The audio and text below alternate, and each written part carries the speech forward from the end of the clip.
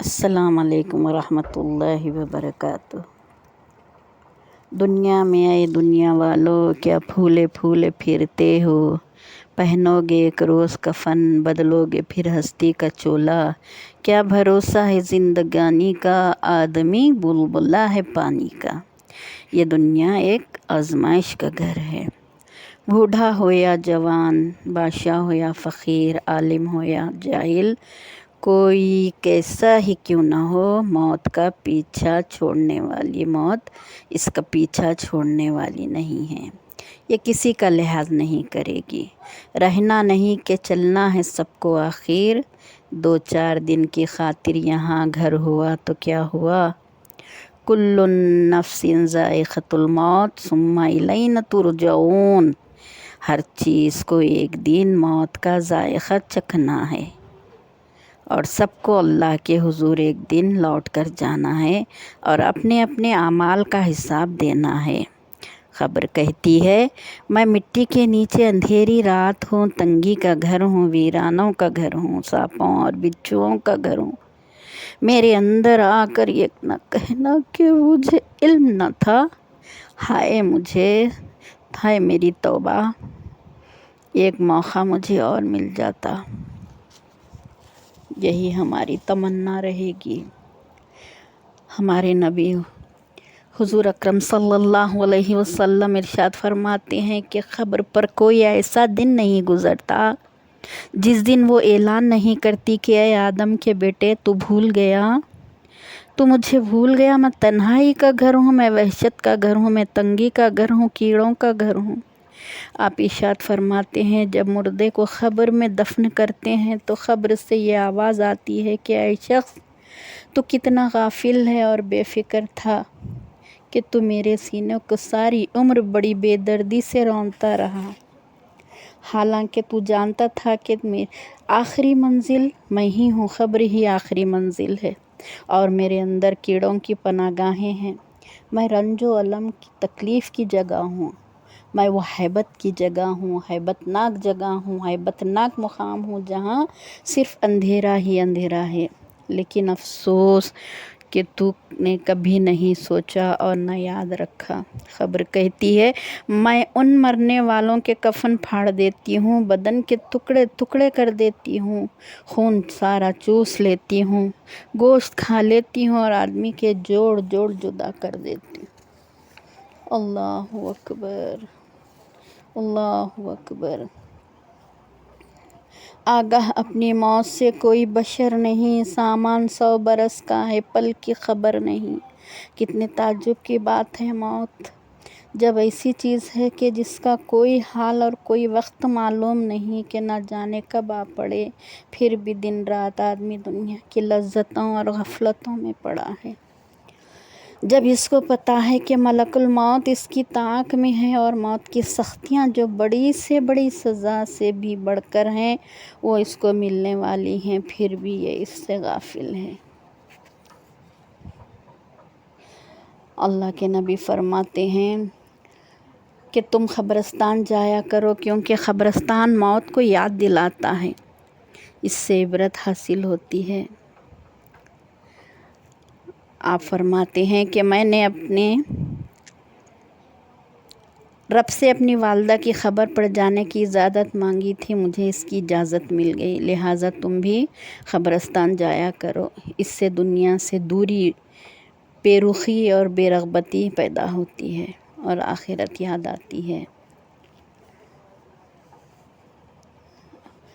ابو غفاری رضی اللہ تعالیٰ عنہ فرماتے ہیں کہ حضور اکرم صلی اللہ علیہ وسلم نے مجھ سے ارشاد فرمایا کہ اے ابو ذر، قبرستان جایا کرو، اس سے تم کو آخرت یاد آئے گی، اور مردوں کو غسل دیا کرو، یہ نیکیوں سے خالی بدن کا علاج ہے، اس سے بہت بڑی نصیحت حاصل ہوتی ہے۔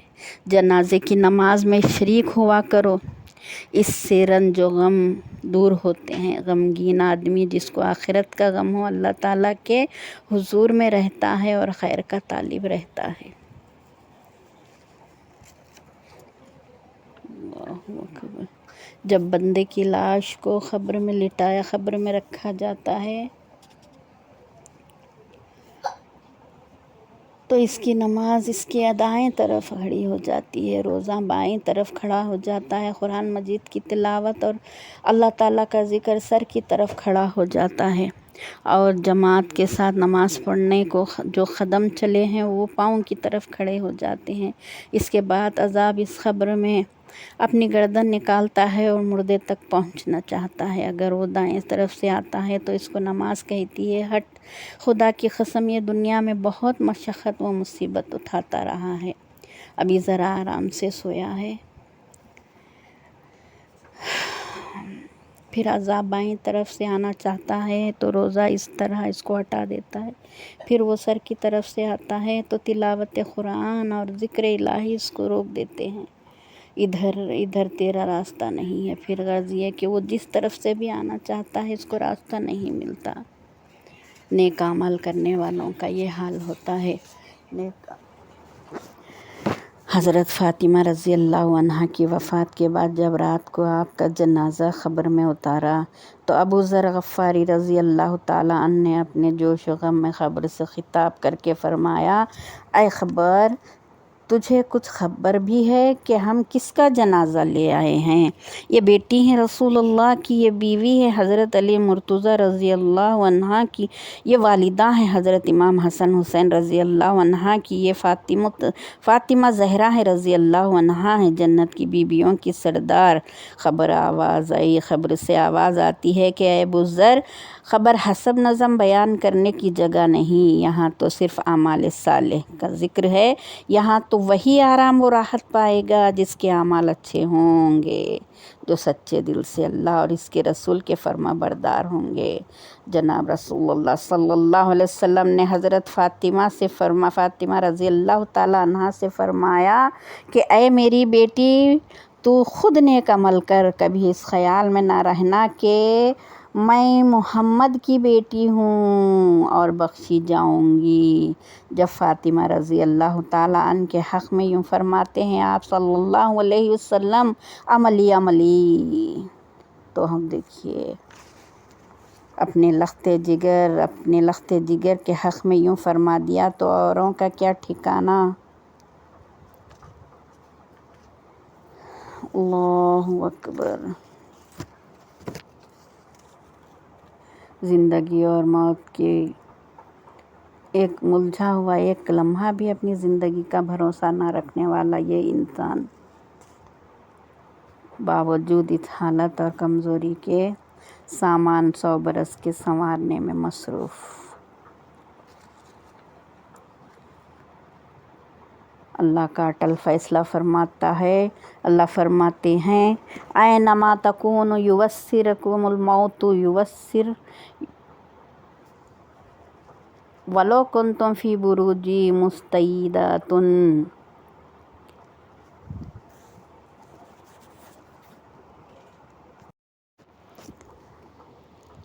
اللہ کے رسول فرماتے ہیں جب 2/3 رات جاتی تو حضور نبی اکرم صلی اللہ علیہ وسلم فرماتے ہیں، اے لوگو، اللہ کو یاد کر لو، اللہ کو یاد کر لو۔ عنقریب قیامت کا زلزلہ، پھر سور پھونکنے کا وقت آ رہا ہے اور ہر شخص کی موت اپنی ساری سختیوں سمیت آ رہی ہے۔ حضرت عمر بن عبدالعزیز روزانہ رات کو علماء کے مجمع کو بلاتے جو موت کا، قیامت کا اور آخرت کا ذکر کرتے، اور آپ ایسا روتے جیسا کہ جنازہ سامنے رکھا ہوا ہو۔ ابراہیم تیمی رحمۃ اللہ علیہ کہتے ہیں، وہ 2 چیزوں نے مجھ سے دنیا کی ہر لذت کو ختم کر دیا، ایک تو ہے موت اور دوسری قیامت، اللہ تعالیٰ کے سامنے کھڑے ہونے کی فکر۔ اشعث رضی اللہ تعالیٰ عنہ رحمۃ اللہ کہتے ہیں، جب بھی ہم حضرت حسن بصری رضی اللہ تعالیٰ عنہ کے پاس حاضر ہوتے ہیں تو جہنم اور آخرت کا ذکر ہوتا۔ ایک بزرگ تھے جنہوں نے اپنے گھر میں ایک قبر کھودی ہوئی تھی، ہر روز کئی بار اس میں سوتے اور کہتے کہ ایک گھڑی بھی موت کو بھلا دوں تو میرا دل سیاہ ہو جائے۔ علماء اکرام فرماتے ہیں کہ جب دل سخت ہو جائے تو تم اپنے اوپر 4 چیزوں کو لازم کر لو۔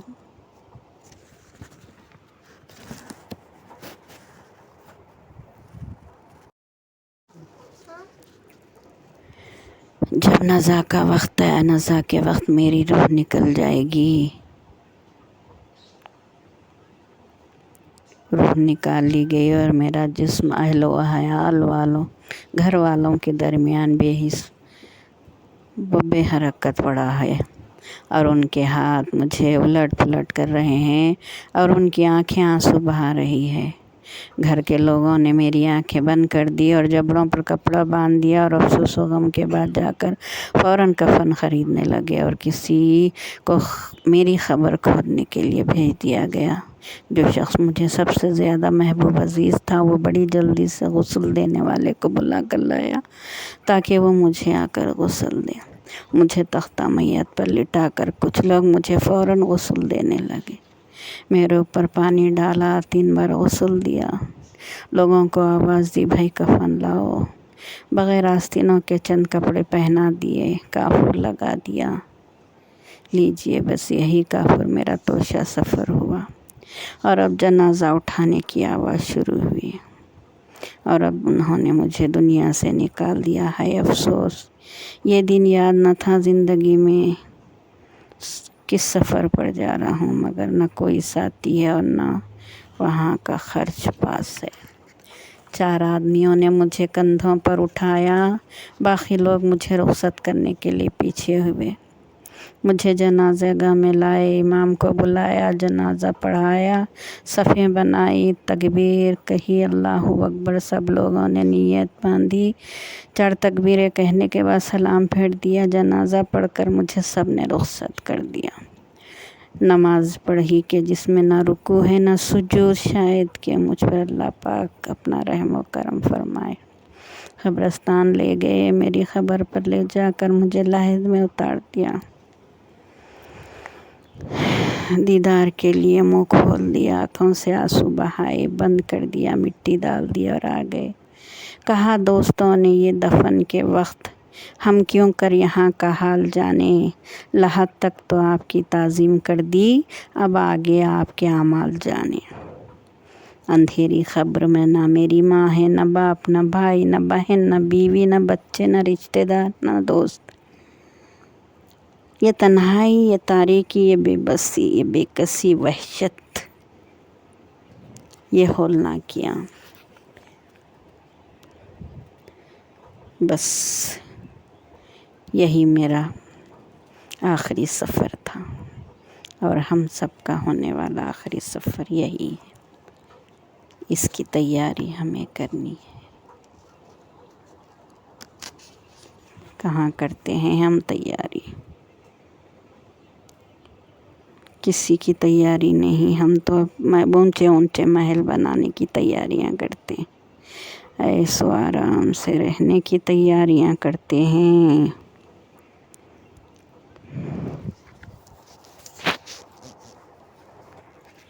ہمارے دل تو پتھر بن گئے ہیں، دلوں سے محبت، وفا، چاہت سب ختم ہو چکی ہے، رشتے بوجھ بن گئے ہیں۔ بھائی بہن سے کتراتا ہے، بہن بھائی سے، بہن بہن سے تو بھائی بھائی سے، بیٹا باپ سے تو بیٹی ماں سے دور بھاگتی ہے۔ یہ صرف دنیاوی دوڑ دھوپ میں پھنسے ہیں۔ جب انسان کی آنکھ کھلے گی سامنے کچھ نہیں پائیں گے۔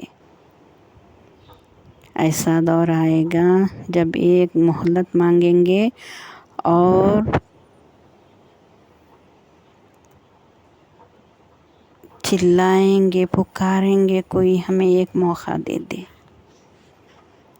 ان رشتوں کو سلجھا کر آئیں گے ہم، ایک موقع دے دے ہمیں، کوئی موقع نہیں ملے گا۔ ان میں نرمی پیدا کر کے آئیں گے، ان میں صلح فہمی پیدا کر کے آئیں گے، معافی مانگ کر آئیں گے، لیکن آواز آئے گی ہم نے تمہیں کئی بار موقع دیا لیکن تم اپنی عیش و آرام کی جانب اور اس کی چاہت میں اس کی پرواہ نہ کی، اپنا کھو دینے کی فکر میں تم نے پرواہ نہیں کی، لالچ اور حرص تمہارے اندر بھرا ہوا تھا، اب تمہاری عقل ٹھکانے آئی، توبہ کے دروازے تمہارے لیے بند ہو گئے۔ अब तुम तन्हा हो गए हो, कोई तुम्हारी पुकार सुनने वाला नहीं होगा। अल्लाह फरमाएगा, अल्लाह मौक़े दे रहा है। अल्लाह कहेगा कि दुनिया में मैंने कई मौक़े दिए लेकिन तुमने इनको पहचाना नहीं। देखिए आज हमारे माशरे में ऐसे ख़तरनाक मोहलिक बीमारियां, सेल फ़ोन, कंप्यूटर्स, टीवी, ये सब चीज़ों ने लोगों के जहनों को मुर्दा कर रखा है, इनकी गैरत को ख़त्म कर रखा है। हर पल बच्चों के हाथों में सेल फ़ोन्स हुआ करते हैं, हर वो चीज़ देखते हैं जो इनकी ज़िंदगी को दीमक की तरह खाई जा रही है। ज़्यादा से ज़्यादा वक्त इंटरनेट की दुनिया में गुज़रता है, दिल पत्थर बनते जा रहे हैं, अपनों के लिए वक्त नहीं होता, रिश्तों की कदर नहीं, अखलाक तो ढूंढने पर नहीं मिलते, नए नए हादसात हर दिन देखने को मिलते हैं, अपने अपनों की इज़्ज़त को रोनते हैं। एक मुसलमान दूसरे मुसलमान की इज़्ज़त को तार तार करता है, बहू बेटियों की अस्मत को लूटा जाता है, कत्ल होते हैं मासूम बेगुनाह बेटियों के, चिल्लाती जाती हैं बेटियां। कौन कर रहा है ये सब? हमारा ही माशरा है, शर्मिंदगी से चूर चूर हैं, लेकिन फिर भी इनको हया नहीं आती, दिल नहीं कांपते, कोई दर्द नहीं होता इनको। ना जहन्नम की आग का डर है, ना ख़ब्र के अंधेरों का, ना ख़ब्र की तंगी का, ना ख़ब्र के वीरानों का। ये समझते हैं कि दुनिया ही इनका असली ठिकाना है। दुनिया से इतने दूर हो चुके हैं कि किसी रिश्ते में गैरत बाकी नहीं रही। औलाद माँ बाप को बोझ समझती है, जो अपने माँ बाप अपनी औलाद की खातिर अपनी ज़िंदगियों का सौदा तक कर डालते हैं, इनकी हल्की सी मुस्कुराहट के लिए दुनिया से लड़ बैठते हैं। खुद भूखा रह कर उन्हें खिलाया पिलाया, चलना सिखाया, काबिल बनाया। जब काबिल बना तो किससे बगावत की? माँ बाप से बगावत की। अल्लाह अकबर। जवानी की दहलीज की चमक इन्हें अंधा कर देती है। बूढ़े माँ बाप बोझ लगने लगते हैं, इनकी कुर्बानियाँ याद नहीं आती, उन रातों को जाग कर उन्हें बड़ा करना याद नहीं आता। उन्हें घर से निकाल देते हैं, ओल्ड एज होमों में डाल देते हैं, उन्हें वीरानों में छोड़ देते हैं, अकेला तन्हा छोड़ देते हैं। इनके लहजों में ऐसी तलखियाँ पैदा हो गई हैं कि बड़ी बड़ी बोल बोल कर रुलाते हैं माँ बाप को। ये नहीं जानते कि अल्लाह कहता है कि तू मेरे काबे की दीवार को तोड़ दे, मैं गम नहीं करूँगा, लेकिन माँ बाप के दिल को तकलीफ़ ना दे, मैं तुझे माफ़ करने वाला नहीं। कब समझेंगे ये बात? ये जब ये दीन के करीब आएंगे तभी समझेंगे ना। हमने इन्हें दीन से दूर कर दिया है। हम अपने बच्चों को दुनिया की तालीम के लिए बहुत दूर, इतनी दौड़ में धूप में जाते हैं, डालते हैं, कोशिश करते हैं, पढ़ाने की कोशिश करते हैं, लेकिन उसके साथ साथ अगर हम दीनी तालीम भी अगर देंगे ना तो हमारा भी माशरा चमक उठेगा, हमारे बच्चे भी दीन की तरफ आएंगे, हमारे बच्चे भी कल सीना तान कर चलेंगे, इस्लाम का अलंबरदार बन जाएंगे, इस्लाम के झंडे को लेकर चलेंगे, दीनी रास्तों पर चलेंगे। ऐसा होगा हमारा माशरा, लेकिन हम ऐसा नहीं सोचते। हम ये सोचते हैं कि ये दीनी तालीम हमें आगे कुछ देने वाली नहीं, जीने देने वाली नहीं, लेकिन असल हकीकत तालीम यही है। अल्लाह कहता है कि तू इस तरह मेरे रास्तों को थाम कर चल, मैं तुझे दीन भी दूंगा और दुनिया भी, आखिरत भी संवर जाएगी और दुनिया भी संवर जाएगी। कोशिश करिए, देखिए, अपने बच्चों को दीन से लगाव रखिए, उनके दिलों में नरमी आएगी, उनके लहजों में नरमी आएंगी, उनके अखलाक सुधर जाएंगे, आने वाली नस्लें सुधर जाएगी। कोशिश कीजिए, अपने बच्चों को जलसों में भेजिए, तबलीगों में, जमातों में भेजिए, अच्छी बातें सीख कर आएंगे, नमाज़ों के पाबंद हो जाएंगे तो ख़ुद ब खुद माँ बाप की इज़्ज़त भी करेंगे, अपनों के रिश्तों को भी समझेंगे। अस्सलामु अलैकुम व रहमतुल्लाहि व बरकातुहू।